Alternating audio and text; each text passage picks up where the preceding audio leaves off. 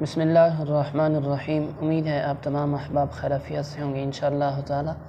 आज की इस वीडियो में हम उर्दू पेपर पैटर्न सीखेंगे। देखिए, इंतहाई हमने सिंपल और सादा तरीका इख्तियार करना है। बहुत ज़्यादा रंगीनियाँ और बहुत ज़्यादा मार्कर इस्तेमाल करने की कोशिश नहीं करनी है हमने, क्योंकि इतना ज़्यादा वक़्त नहीं होता पेपर में। जितना सिंपल और सादा तरीका हम इख्तियार करेंगे, ठीक है, बस ये है कि सब कुछ वाज़े हो, बस इतना सा हमने कोई एक पैटर्न इख्तियार करना है। ठीक है, तो चलिए मैं डिस्कस करता हूँ। देखें, सबसे पहले तो एक MCQs वाला पेपर वो हो जाता है, ठीक है, वो हम उसी पेपर पे हल कर लेते हैं। दूसरा जो हमें पेपर मिलता है वो हिस्सा बे होता है, और हिस्सा बे में हमने मुख्तसर सवालात और जवाबात हल करने होते हैं।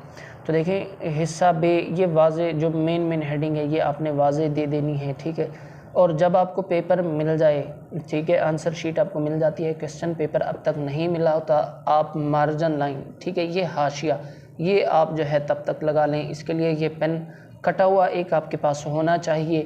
मैं इंशाल्लाह अगली वीडियो में ज़िंदगी रही तो जल्द ही इसके ऊपर मैं एक वीडियो बनाऊंगा कि आपने पेपर को ये कट मार्कर को कैसे कट करना है। ठीक है, तो देखेंगे मार्जिन लाइन आप जब तक आपके पास वक्त है ये लगा लें। उसके बाद देखें, हिस्सा बे ये आपने बड़े मार्कर से थोड़ा सा लिख लेना है, और ये कातिब बोल्ड वाला जो है इसकी साइज़, निब की जो साइज़ है ये थोड़ी सी बड़ी होती है, इससे आपने हिस्सा बे लिख लेना है। फिर उसके बाद हिस्सा बे में क्या पूछा गया है, ठीक है, ये आपने ब्लू मार्कर से लिख लिया, ये ब्लैक मार्कर से लिख लें, थोड़ी सी तरकीब बनाने के लिए, कंपोजिशन बनाने के लिए, ताकि सब कुछ वाज़े और क्लियर हो।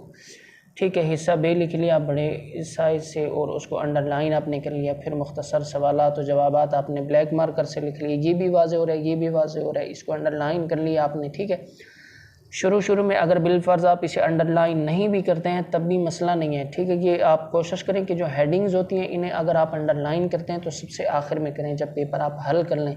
शुरू में आप ये भी करेंगे और साथ में अंडरलाइन भी करेंगे, तो हो सकता है आपको अंडरलाइन करने का तरीका ना तो आप फुट उठाकर इसे अंडरलाइन कर रहे हैं तो ये वक़्त लगता है। आप फ़ौरन ही इससे आप जो है वो हाथ से मतलब हेडिंग लिखी और फ़ौरन ही आपने मार्कर के साथ इसे अंडरलाइन कर लिया, तब तो ठीक है, वक़्त नहीं लगता। वरना अगर आप बाकायदा फुट उठाते हैं और ये लाइनें खींचते हैं तब ये आप ना करें, ये फिर आखिर में करें जब आपको वक्त मिल जाए। आपने बस कट मार्कर से वाज़े कर लिया, बस ये काफ़ी है। अब उसके बाद देखें, मुख्तसर सवालात और जवाबात में आप जौन सा भी सवाल पहले नंबर पर हल कर रहे हैं, वो पहला है या दूसरा या तीसरा, जो आपको जो सवाल आप हल कर रहे हैं बस आपने उसका नंबर दे देना है, उस जुज़ का सिर्फ नंबर देना है। यानी पहला जुज़ आप हल कर रहे हैं, पहले जुज़ का आपने नंबर दिया, बस उसका आपने यहाँ पे जो है डायरेक्ट जवाब शुरू करना है। जवाब आप मार्कर से लिख लें ताकि वाज़े हो जाए कि आप जवाब शुरू कर रहे हैं। ठीक है, ये भी मार्कर से लिख लिया, ये मार्कर से लिख लिया, वाज़े हो गया। उसके बाद आप जो है फिर आगे शुरू करें। आप कोशिश करें कि पॉइंटर पेन जो है वो ज़्यादातर इस्तेमाल करने की कोशिश करें, या ये है कि अगर आप इंक पेन यूज़ कर रहे हैं तो इंक पेन अगर वो नया है तो फ़ौरन ही आप जो है वो इंक पेन पेपर इम्तिहानी हाल में ना लेकर जाएं। बाज़ दफ़ा ये होता है कि वो इंक पेन उसके निब वगैरह ठीक नहीं होती, तैयार नहीं हुई होती, आप इंक उसमें भर लेते हैं और जैसे ही आप पेपर पर रखते हैं तो वो स्याही छोड़ देता है। नया पेन, इंक वाला पेन है तो आप उससे इम्तिहानी हाल में ले जाने से पहले उसे इस्तेमाल ज़रूर कर लें। ठीक है, जब अच्छा ये एक सवाल का जवाब आपने हल कर लिया, यहाँ तक हो गया। उसके बाद आपने आपके पास जो ये मार्कर होता है, ठीक है, ये वाला कटा हुआ, इसे कहते हैं इख्तितामी लाइन या एंडिंग लाइन, ये आप ज़रूर लगाएं। ठीक है, इससे देखें वाज़े होता है कि एक सफ़े पर कितने सवाल हल हुए पड़े हैं, कौन कौन से सवाल जो है वो हल हुआ पड़ा है। तो ये एंडिंग लाइन आप ज़रूर लगाएं। एक सवाल हो गया, एंडिंग लाइन लगाएं। उसके बाद देखें, ये दूसरा सवाल अगर नहीं आ रहा, तीसरा है, बस उसका सिर्फ आपने नंबर देना है, फिर जवाब लिखा और यही तरीक़ाकार। फिर एंडिंग लाइन आपने लगानी है हर जवाब ख़त्म होने के बाद। यहाँ पर देखें, ये थोड़ी सी जगह बची है, 2-3 लाइनें बची हैं, आप यहाँ पे हल नहीं करना चाह रहे, अगले सफ़े पे हल करना चाह रहे हैं। ठीक है, तो आप क्या करें कि पेंसिल के साथ एक लाइन खींच लें और यहाँ पर वाज़े भी कर लें कि अगला सफ़ा देखें। ठीक है, ताकि एग्ज़ामिनर को चेक करने में आसानी हो। अब आते हैं दूसरे सफ़े पर।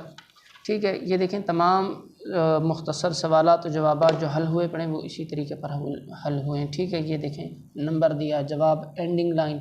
ठीक है, जो सवाल का जवाब आप हल कर रहे हैं, नंबर दिया, जवाब, और उसके बाद देखें ये जब मुकम्मल हो गया फिर एंडिंग लाइन आपने लगानी है। ठीक है, देखें, नंबर दिया, जवाब लिखा, ये आपने मार्कर से लिखना है। ठीक है। और ये देखें हल हुआ पड़ा है। अब आते हैं तीसरे नंबर पे, ठीक है। ये सफ़ा नंबर 3 है, इसमें देखें ये जब हल हो गया, मुकम्मल जवाब हो गया, फिर अगला नंबर है और ये जवाब, ठीक है। ये सारे मुख्तसर सवालात और जवाबात हैं।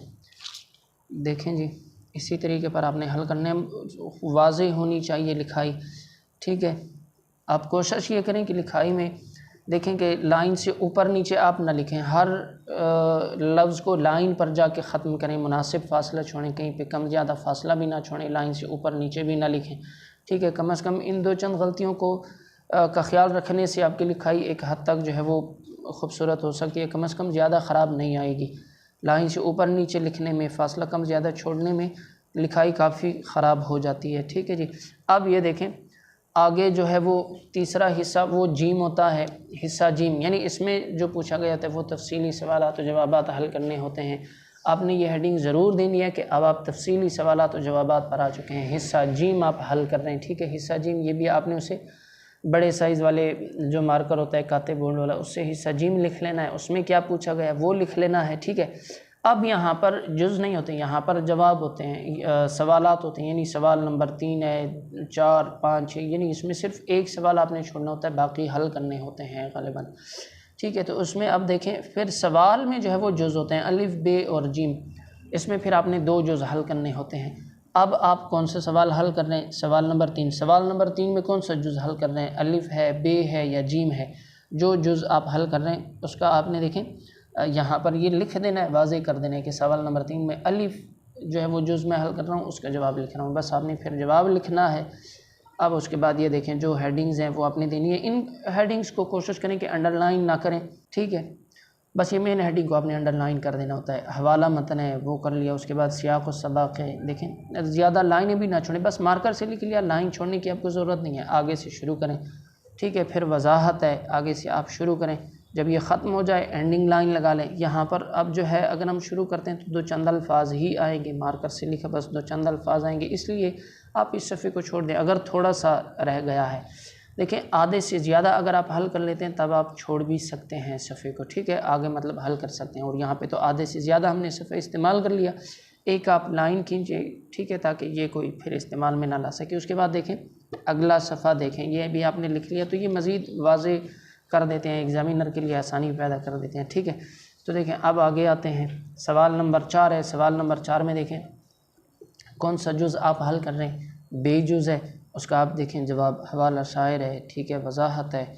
और इसी तरह देखें जब ये हल कर लिया, ठीक है, आगे देखें फिर कोई आप दरख्वास्त वगैरह लिख रहे हैं, सवाल नंबर 5 है, उसमें देखें दरख्वास्त लिख रहे हैं, जवाब ये आप ब्लैक मार्कर से लिख लें, ब्लैक से नहीं तो ब्लू से लिखा, फिर ये आप ब्लैक से लिखें, थोड़ी सी कंपोजिशन बनाएं, ठीक है, कि ये जवाब है और आगे जो है ये शुरू हुआ है। दरख्वास्त का आपने उन्वान दे देना है, दरख्वास्त कौन सी दरख्वास्त है? दरख्वास्त बराए फ़ीस माफ़ी है, ठीक है। और उसके बाद देखें इस तरीके पर आपने हल कर लेना है इससे। तो उर्दू का जो पेपर होता है वो तकरीबन इसी तरीके पर होता है। उम्मीद है आपको आइडिया हो चुका होगा कि सवाल कैसे, सवाल का नंबर कैसे देना है, जवाब कैसे और हेडिंग कैसे हमने देनी है, ठीक है। आपने ज़्यादा रंगीनियाँ भरने की कोशिश बिल्कुल भी नहीं करनी है, बस सिर्फ मार्जिन लाइन हो, एंडिंग लाइन हो और हेडिंग्स को आप कोशिश करें कि अंडरलाइन ना करें, ठीक है। बस सिर्फ आप अच्छे तरीके से मार्कर के साथ लिख लें, बाकी वाज़े हो गया, बस अंडरलाइन करने की ज़रूरत नहीं है। तो ये थी आज की वीडियो कि उर्दू के जो पेपर होते हैं हमने कैसे हल करना है। उम्मीद है आपको कुछ ना कुछ आइडिया हो गया होगा और आपको आज की ये वीडियो पसंद आई होगी। मैं कोशिश करूँगा कि अगली वीडियो जो है वो मैं इंग्लिश पेपर पैटर्न पर बना सकूँ। आप कमेंट में लाजमी बताएं कि आपको ये वीडियो कैसे लगी। मिलते हैं इंशाल्लाह अगली वीडियो में, तब तक के लिए अल्लाह हाफ़िज़।